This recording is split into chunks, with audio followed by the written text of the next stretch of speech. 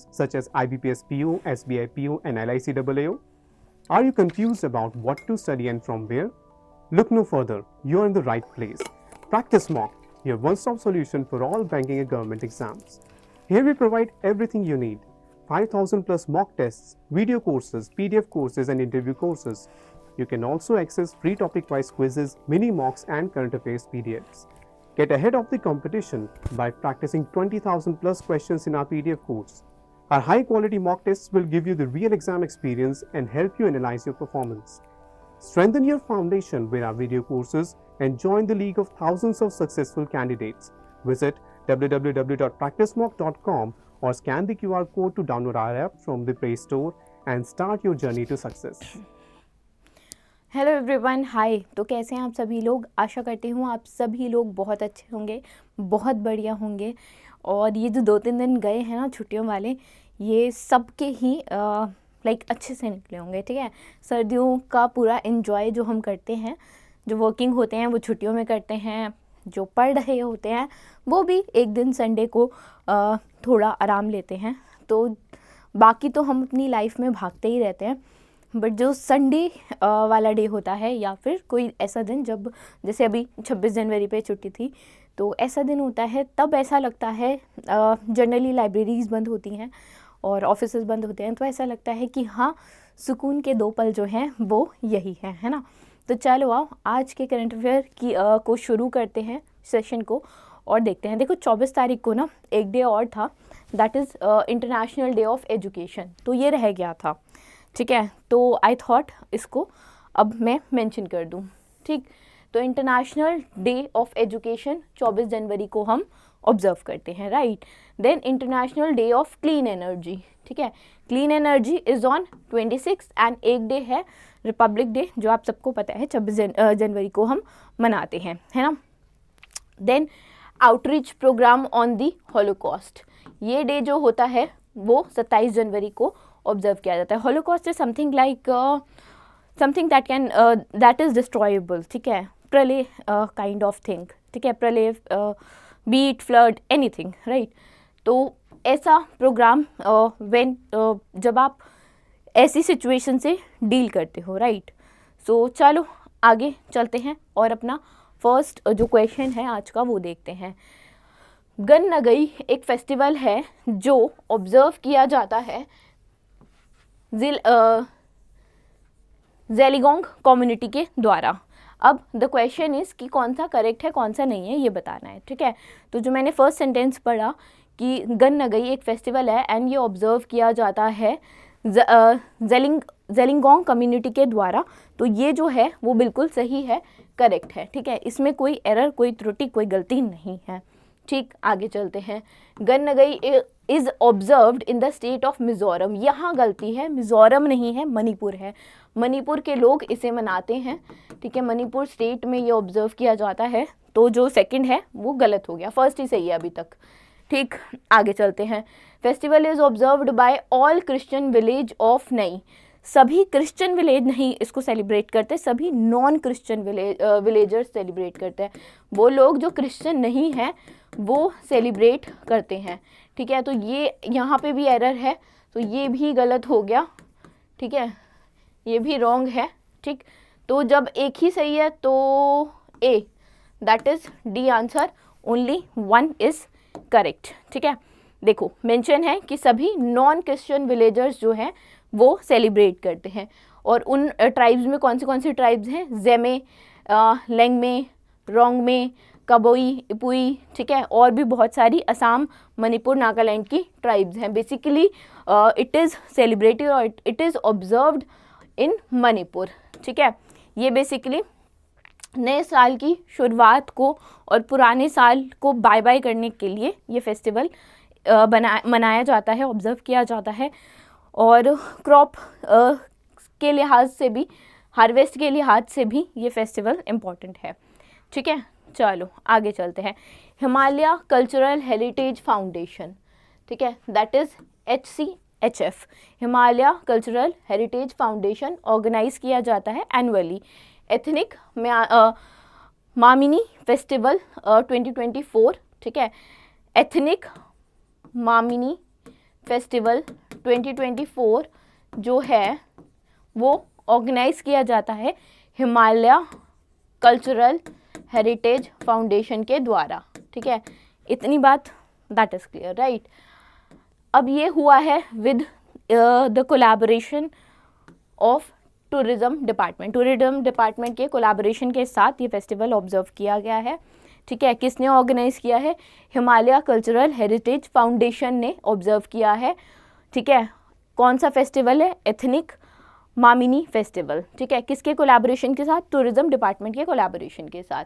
अब the question is कि ये जो फेस्टिवल है वो किस चीज़ से रिलेटेड है, किस चीज़ का फेस्टिवल है? बुक फेयर है, खाने का फेस्टिवल है, म्यूज़िक का फेस्टिवल है, सिनेमा से रिलेटेड है, किस चीज़ से है? तो ये फूड फेस्टिवल है, फूड से रिलेटेड है। ठीक है, ये जो फेस्टिवल है this has been organised by villagers. ठीक है, और 500 साल पुराना गांव है जिसने सत्यंग कुंग, ठीक है, बरसो कारगिल जम्मू कश्मीर में और चितकन सगरन लद्दाख में। ठीक है, ये जो लाइक 500 साल पुराना जो गांव है, इसने जो क्यूजीन है, जो खाने की वैरायटी है ट्रेडिशनली लद्दाख की, उसको मेंटेन करके रखा हुआ है। मेंटेन एज इन क्या करते हैं ये इस दिन पे एक दूसरे को, रिलेटिव्स को, नेबर्स को, ठीक है, खाना देते हैं। जैसे लेट्स से मैंने I belong to Jammu Kashmir, example I don't, but let's say I belong to Jammu Kashmir, और मैं अपने नेबर्स को जो मैंने कुछ बनाया है, राइट, ट्रेडिशनल खाना मैं अपने नेबर्स को दूंगी। मेरे नेबर्स ने जो डिफरेंट खाना बनाया है rather than what I made, ठीक है, वो मुझे देंगे। तो ऐसे ही जो कल्चर है, जो फूड है, जो क्यूजीन है, वो रिवाइव कर रहा है। क्योंकि जब आप एक जनरेशन से दूसरी जनरेशन में ट्रांजिशन जब होता है, जब बच्चे जो हैं आपके वो देखते हैं कि द फेस्टिवल इज़ लाइक ये अच्छे से सेलिब्रेट हो रहा है, इतने प्रकार के खाना जो है, क्यूजीन जो है वो बनती है, तो वो क्यूजीन को बनाए, मतलब क्यूजीन का जो एक लॉन्ग रन है, ठीक है, किसी भी चीज़ को अगर आप नहीं करोगे तो वो ख़त्म हो जाएगी। आजकल क्या है, when I used to be a child, तो my mum used to say कि हम तो जो चटनी है ना, धनिया की चटनी, वो सिलबट्टे पे बनाते थे, पर अभी क्या है, हम मिक्सी में बनाते हैं। ठीक है, अभी ज़रूरत से ज़्यादा बनती है। पहले जितनी ज़रूरत होती थी उतनी ही बनाई जाती थी, ताज़ा का ताज़ा खाया जाता था, है ना। तो जो चीज़ आप कंटिन्यू नहीं करोगे दैट विल वैनिश, तो they are continuing and that is a big thing. और 35 कारगिल लद्दाख क्यूजीन जो हैं वो आज भी जिंदा हैं इस फेस्टिवल की वजह से, आज भी बनाई जाती हैं, पकाई जाती हैं, खाई जाते हैं। ठीक है, तो that is a big thing. चलो आगे चलते हैं। with which country India has recently signed a MOU for cooperation in the field of sharing successful digital solution implementing at population scale for digital transformation। Basically क्या हुआ है ना, India ने Cuba के साथ एक MOU साइन किया है। जो MOU साइन हुआ है वो है in the field of sharing digital solution, digital transformation के लिए बेसिकली क्यूबा के साथ ये MOU साइन हुआ है। ठीक है, तो आंसर तो हो जाएगा C, right. Ministry of electronics and information technology ने ये MOU जो है वो साइन किया है क्यूबा की मिनिस्ट्री ऑफ कम्युनिकेशन के साथ। ठीक है, जो MOU है it is intended to promote digital transformation promote करेगा through capacity building programmes, exchange of best practices and जो अदर कोलैबोरेटिव डिजिटल इकोसिस्टम के लिए जितनी भी चीज़ें इंपॉर्टेंट है दोनों कंट्री के लिए, that will be promoted in this MOU, right. India जो है वो असिस्ट करेगा क्यूबा को ताकि वो अडॉप्ट करे डिजिटल पब्लिक इंफ्रास्ट्रक्चर है। ठीक है, और they will foster the development, जो कोलैबोरेशन हो रहा है इसके थ्रू दे विल एबल और they will promote development in the IT sector, right. तो क्यूबा पे अगर आए तो क्यूबा की जो कैपिटल है हवाना है। ठीक है, करेंसी जो है क्यूबन पेसो है, और जो PM है इनके प्राइम मिनिस्टर है मैनुअल मेरोरो क्रूज जो हैं वो हैं। ठीक है, तो 3 चीज़ याद रखना। ठीक, चलो आगे चलते हैं। पराक्रम दिवस, ये क्वेश्चन भी रह गया था तो आई थॉट इसको भी कवर कर लिया जाए। पराक्रम दिवस जो मनाया जाता है वो 23 जनवरी को मनाया जाता है। 23 जनवरी को क्या होता है, नेताजी सुभाष चंद्र बोस जी की जयंती होती है, बर्थ एनिवर्सरी होती है। ठीक है, तो इस बार 2024 में उनकी कौन सी बर्थ एनिवर्सरी थी? 127th बर्थ एनिवर्सरी थी 2024 में। और नेताजी सुभाष चंद्र जी के बारे में भी हम बात करेंगे। जितनी बात करेंगे स्टैटिक पोर्शन समझ के उसको सुनना समझना, उससे क्वेश्चन आने के चांसेस होते हैं, ठीक है। करंट का स्टैटिक ऐसे ही बनता है। और फिर you will be like ma'am history से क्वेश्चन पूछ लिया था एक, ठीक है, तो वो ऐसा नहीं होता। करंट में कोई न्यूज़ आई होगी, ठीक है, उससे रिलेट करके स्टैटिक बना देते हैं। चलो 127वीं थी, ये तो हमने देख लिया। पहली बार 2021 में ये डे को ऑब्जर्व किया गया और अब 2024 में ऑब्जर्व किया गया है, ठीक है। और टोटल अगर बर्थ एनिवर्सरी की बात करो तो 127वीं बर्थ एनिवर्सरी थी। 23 तारीख को पैदा हुए थे, बर्थ एनिवर्सरी है, जैसे हमने बताया। प्रभावती दत्त बोस और जानकीनाथ बोस के यहाँ पैदा हुए थे Subhash Chandra Bose ji. National Congress Party, Indian National Congress Party की जो उसको ज्वाइन किया था, इंडियन नेशनल कांग्रेस को 1921 में ज्वाइन किया था, ठीक है। सो अब न्यूज़पेपर पूछता है, काफ़ी एग्ज़ाम्स में इनके द्वारा लिखा गया, इनके द्वारा स्टार्ट किया गया न्यूज़पेपर पूछता है। तो स्वराज जो है सुभाष चंद्र बोस जी द्वारा शुरू किया गया न्यूज़पेपर है, ठीक है। इंडियन स्ट्रगल नाम से इन्होंने बुक लिखी थी, वो याद रखना, ठीक है। इंडियन स्ट्रगल में कब से कब तक का पीरियड है? 1920 से लेके 1942 तक का पीरियड है, ठीक है। 1920 से लेके 1942 तक का एरा पीरियड बताया गया है। जय हिंद जो है वो टर्म नेताजी सुभाष चंद्र बोस जी द्वारा दी गई थी। तुम मुझे खून दो मैं तुम्हें आज़ादी दूंगा, ये भी जनता को जागरूक करने के लिए, भारतवासियों को जागरूक करने के लिए, उन्हें बताने के लिए कि मैं कुछ भी करने को तैयार हूँ, तुम मेरा साथ दो, ठीक है। तो ये स्लोगन दिया था, तुम मुझे खून दो मैं तुम्हें आज़ादी दूंगा, है ना। कांग्रेस के प्रेसिडेंशियल इलेक्शन भी जीते थे, ठीक है, हरिपुर से 1938 में।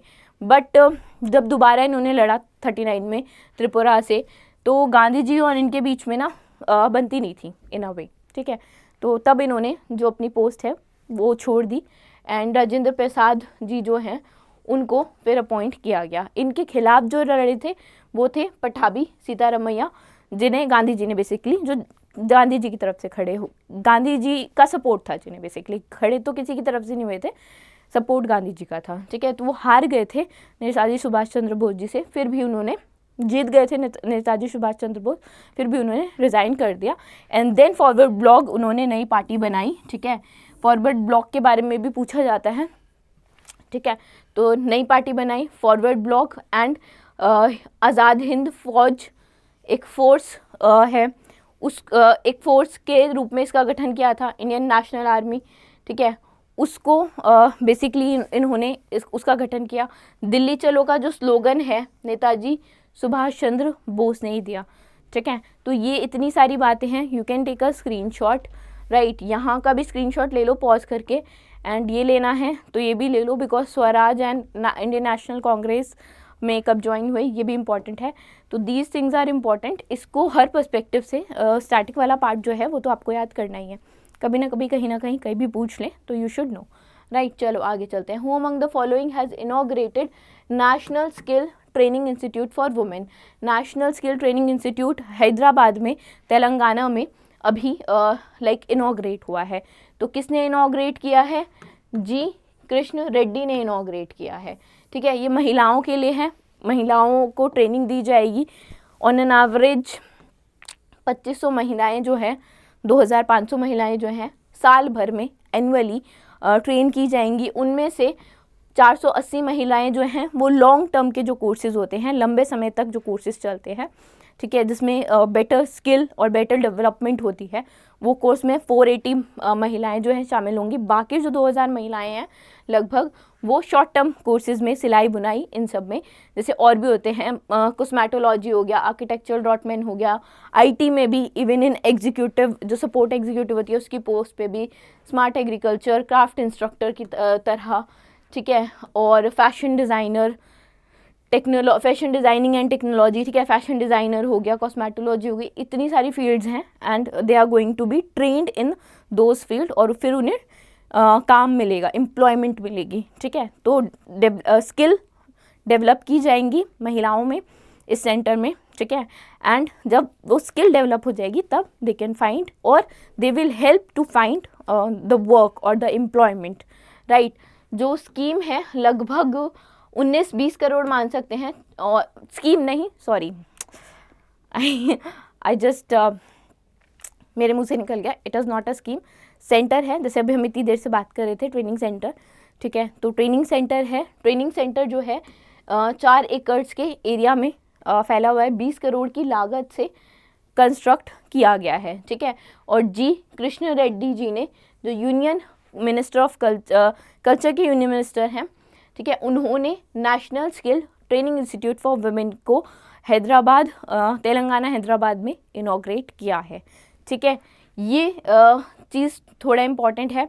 और शॉर्ट टर्म कोर्सेज़ की जब हम बात कर रहे थे तो उसमें है professional beauty therapy, cutting and tailoring, drafting, cutting, stitching, ठीक है, finishing of dresses, internet of things, auto CAD and 3D रेवेंट, ठीक है। तो ये सारी चीज़ें जो हैं वो शॉर्ट टर्म की हैं, राइट। और ये कुछ कोर्स हैं जो लॉन्ग टर्म के हैं, ये लॉन्ग टर्म कोर्सेज हैं, ये शॉर्ट टर्म कोर्सेज हैं, ठीक है।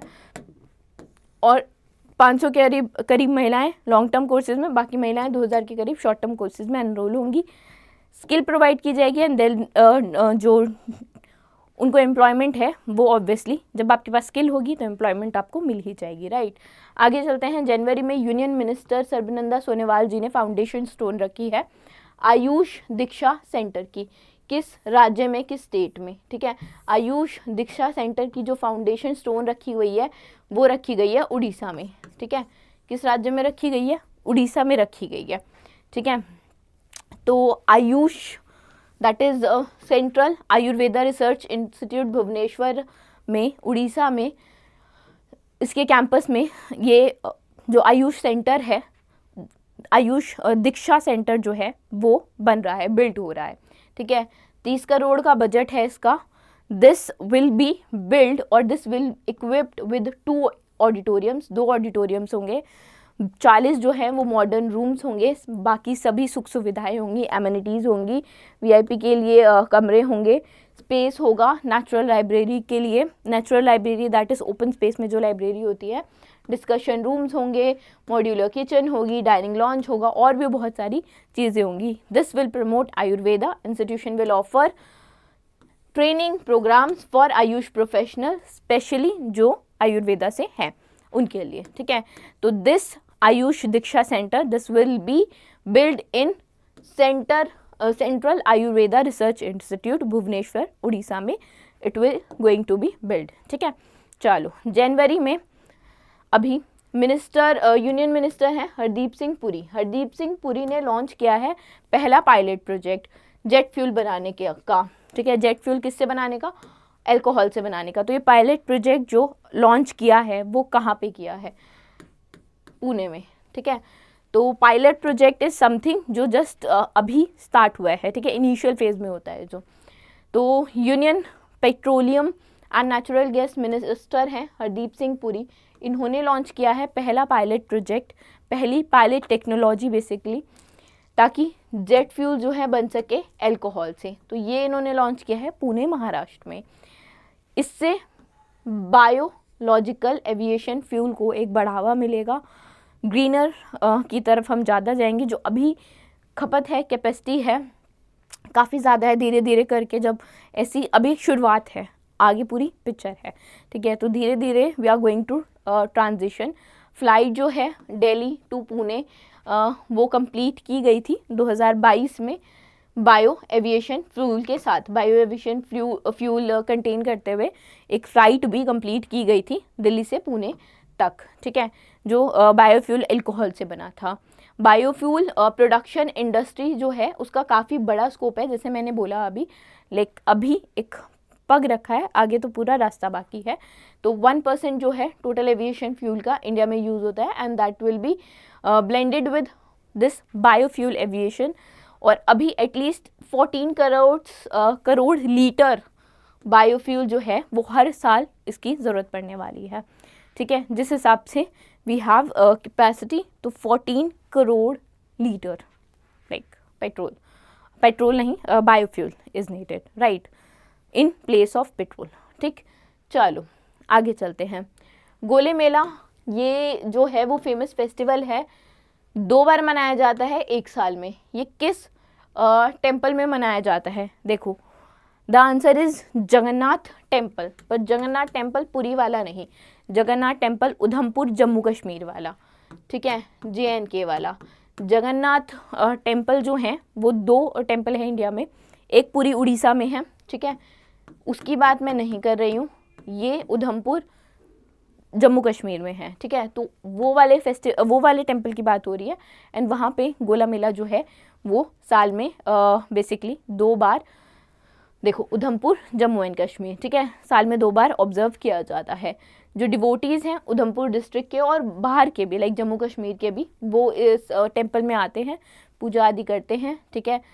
ट्वाइस एवरी ईयर, साल में 2 बार, अगैन वही बात, ठीक है। फेस्टिवल कल्चरल और रिलीजियस सेलिब्रेशन है, कम्युनिटी को एकजुट करने में, ठीक है, लोगों को एकजुट करने में, कम्युनिटी में रहने में हेल्प करता है इन अ वे। कोई भी फेस्टिवल है, जब आप 4 लोगों से मिलते हो, बातचीत करते हो, इंट्रैक्शन होती है, तो you just have a healthy relationship with them, ठीक है। जब पॉजिटिव वे में मिलते हो, फेस्टिवल के टाइम पे तो पॉजिटिव वे में ही मिलते हो, है ना। तो 2 एंशिएंट टेम्पल, ये चीज़ मैंने आपको बताई थी, एक जगन्नाथपुरी में है उड़ीसा में और एक जम्मू कश्मीर में। चलो आगे चलते हैं। जनवरी 2024 में union minister of mines, coals and parliamentary affairs Pralhad Joshi जो हैं, उन्होंने इनॉग्रेट किया है 2nd state mining minister conference. तो ये इन्होंने कहाँ पे, किस सिटी में इनॉग्रेट किया? MP में किया है, मध्य प्रदेश में, भोपाल करेक्ट आंसर है, ठीक है। 2nd state mining minister conference Bhopal MP में, मध्य प्रदेश में जो है इनॉग्रेट की गई है। 2nd कॉन्फ्रेंस जो है, it will provide the opportunity to discuss, to deliberate issues that are pertaining to mining sector, ठीक है, जो माइनिंग सेक्टर के इश्यूज हैं वो सब this will be discussed, right, paving way to implement the reform done in the mining sector, and it will also help to like encounter the things, the reform that has been done, and उनका implementation कैसे, कितने proper ढंग से हो रहा है, that will be that is being considered in this meeting, right. Chief guest जो थे डॉक्टर मोहन यादव, CM जो है MP के, वो थे, ठीक है, हाल ही में इलेक्ट हुए हैं। फोकल पॉइंट जो था कॉन्फ्रेंस का, to develop strategies and increase effectiveness of new policy reforms जो यूनियन गवर्नमेंट के द्वारा लाई गई हैं, ठीक है, उन पॉलिसीज़, उन स्ट्रैटेजीज़ को बढ़ावा देना, अच्छे ढंग से, सही ढंग से उनके ऊपर काम करना, यही इस कॉन्फ्रेंस का जो मेन फोकल पॉइंट था वो था, ठीक है। आगे चलते हैं। Which of the following airport have jointly won best airport award जीता है फॉर द ईयर? 2 एयरपोर्ट्स ने, एक है बेंगलोर, एक है न्यू दिल्ली। बेंगलोर और न्यू दिल्ली ने बेस्ट एयरपोर्ट अवार्ड जीता है फॉर द ईयर, ठीक है। ये 4th एडिशन था विंग्स इंडिया अवार्ड्स का, जिसमें सिविल एविएशन सेक्टर में, जिसमें बेंगलोर और दिल्ली ने इस अवार्ड को जीता है, ठीक है, ज्वाइंटली जीता है, इकट्ठा जीता है। इवेंट जो हुआ था हैदराबाद तेलंगाना में हुआ था, 4th addition wing India award का। विस्तारा ने best airline of the year का अवार्ड जीता है, ठीक है। एयर इंडिया जो है उसको रिकॉग्नाइज किया गया है एज इंटरनेशनल कनेक्टिविटी, वाइल जो अलायंस एयर है वो रीजनल कनेक्टिविटी के लिए, उसको रीजनल मतलब within the region, within the boundaries, within India, ठीक है। तो within India, within region, that is Alliance Air को रिकॉग्नाइज किया गया है, और एयर इंडिया को जो रिकॉग्नाइज किया गया इंटरनेशनल कनेक्टिविटी के लिए रिकॉग्नाइज किया गया, क्योंकि जो इंटरनेशनल लेवल पे कनेक्टिविटी है वो काफ़ी अच्छी है। एयर इंडिया एक्सप्रेस जो है, it has been declared as a sustainability champion. Sustainability मतलब जो ज़्यादा सस्टेनेबल प्रैक्टिसेस को अपनाते हैं, ज़्यादा सस्टेनेबल प्रैक्टिस की तरफ जा रहे हैं, ठीक है, और यूज़ करते हैं, they are the sustainability champion, तो वो एयर इंडिया एक्सप्रेस बना है। GMR ग्रुप जो है, it has been honoured as best aviation service provider, ठीक है, बेस्ट एविएशन सर्विस प्रोवाइडर जो है उसका जो अवार्ड है वो GMR ग्रुप को मिला है, ठीक है। तो सारे अवार्ड्स एक बार देख लेना। दिल्ली और जो बेंगलोर एयरपोर्ट है उसने बेस्ट एयरपोर्ट अवार्ड जीता है। बेस्ट एयरलाइन जो मिला है विस्तारा को मिला है, एयर इंडिया इंटरनेशनल कनेक्टिविटी के लिए, अलायंस एयर रीजनल कनेक्टिविटी के लिए, air India express sustainability champion के लिए अवार्ड इन्हें मिला है, और GMR ग्रुप जो है इनको बेस्ट एविएशन सर्विस प्रोवाइडर के लिए जो है अवार्ड दिया गया है। कहाँ दिया गया है? 4th एडिशन हुआ था हैदराबाद तेलंगाना में, द विंग्स इंडिया अवार्ड का, वहाँ पे ये अवार्ड्स दिए गए हैं। ठीक है, I hope things are being clear to you. कुछ ऐसा नहीं था। अगर इफ़ यू थिंक कि हाँ ये चीज़ समझ नहीं आई, और कोई भी अगर आपकी कोई भी राय है, कुछ भी आपको बताना है, बात करनी है, तो यू कैन डेफिनेटली कमेंट कर सकते हो आप, you can definitely tell us, right. So thank you for now, we will be meeting you tomorrow.